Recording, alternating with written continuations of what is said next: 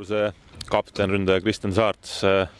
3-3 viik lõpuks võib vist öelda, et see on küll võidetud punkt täna. Ja meie jaoks kindlasti, et mängupilt meie jaoks nagu põhimõtteliselt 3-0 taga ja nagu ei ole niisugust varianti, et tuled siit välja, mis minut 80 olime 3-0 taga alles.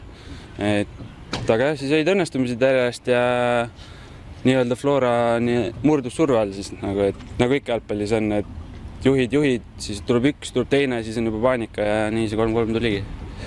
Lõpus oligi teil hirmus tuhh peal, läksite jõuga seda kolmandat väravat võtma. Veel enne teist tundus tegelikult, et ega te ise ka väga ei usu, aga lõpus ikkagi, kust see sisemine jõud tuli? No nii ongi lihtsalt, tulevad mingid õnnestumised, mingid võimalused, võib-olla ükskord ei lähe sisse, järgmine juba õnnestub paremini, läheb sisse ja selle pealt lihtsalt tuleb. Sul endal ka täna küllaltki raske mäng, ei saanud väga palju palli, väga palju võimalusi, aga lõpus see magus värav, et kuidas enda tänase esitusega rahule jääd? No see värav jah, põhimõtteliselt päästis mu tänase mängu, et muidu kuidagi raskel ja nagu üksi olin seal ees ja pall nii tihti ei jõudnud ja üksi seal kahe keskkaitse vastu, seal ei olnudki midagi teha, pidin palli hoidma ja säilitama ja edasi lükkama, aga ega ta lihtne ei olnud, aga jah, lõpuks värav siis nii-öelda tegi mängu ilusaks minu jaoks siis.